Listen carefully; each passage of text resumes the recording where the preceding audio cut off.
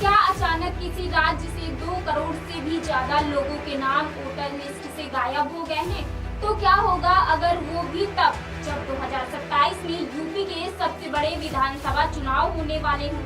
आपको याद होगा दिसंबर 2025 में यूपी के सीएम योगी आदित्यनाथ ने एक बड़ी चेतावनी दी थी। उन्होंने अपनी पार्टी के कार्यकर्ताओं से साफ कहा था कि अगर वोटर लिस्ट के रिवीजन में मेहनत नहीं की तो बीजेपी को आगे चलकर भारी नुकसान उठाना पड़ेगा। और अब सीएम योगी का वोटर सच साबित होता दिख रहा है। नमस्कार, आप देख रहे हैं इंडिया 24/7 लाइव टीवी और मैं हूं आपके साथ प्रियंका सोनकर। दरअसल यूपी में वोटर लिस्ट का एसआईआर हुआ और इसके जो नतीजे सामने आए उसने राजनीतिक दलों की नींद उड़ा दी। बता दें कि पूरे यूपी से करीब 2 करोड़ 4 लाख लोगों के नाम वोटर लिस्ट से काट दिए गए हैं। ये कुल वोटरों का करीब 13.24% है। इस बड़े बदलाव के बाद अब यूपी पूरे देश में गुजरात के बाद दूसरा ऐसा राज्य बन गया है जहां सबसे ज्यादा वोटरों के नाम कटे। लेकिन असली खेल इन आंकड़ों के पीछे छिपा है।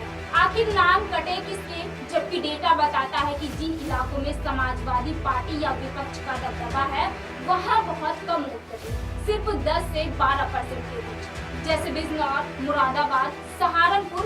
वहीं दूसरी तरफ जो इलाके बीजेपी के पक्के और शहरीगढ़ माने जाते हैं, जैसे लखनऊ, गाजियाबाद, प्रयागराज और कानपुर, वहां 18% से लेकर 23% तक वोटरों के नाम साफ है।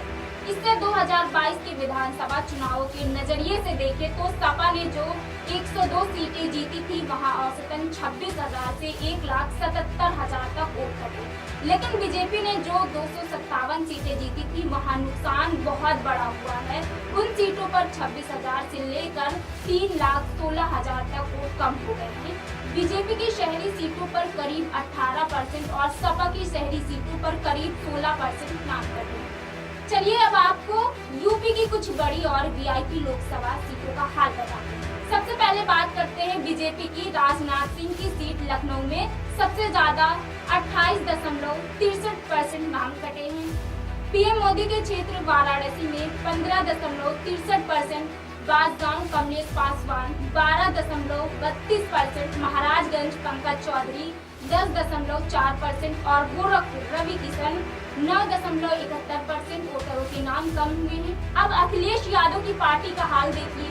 बदायूं से आदित्य यादव 16.65%, कन्नौज से अखिलेश यादव 14.47%, मैनपुरी से डिम्पल यादव 10.6%, आजमगढ़ धर्मेंद्र यादव 9.9% और फिरोजाबाद अक्षय यादव 8.6% नाम कटे हैं। वहीं कांग्रेस की बात करें तो अमेठी किशोरी लाल में करीब 13% और रायबरेली में राहुल गांधी की 11.24% वोटर कम हुई।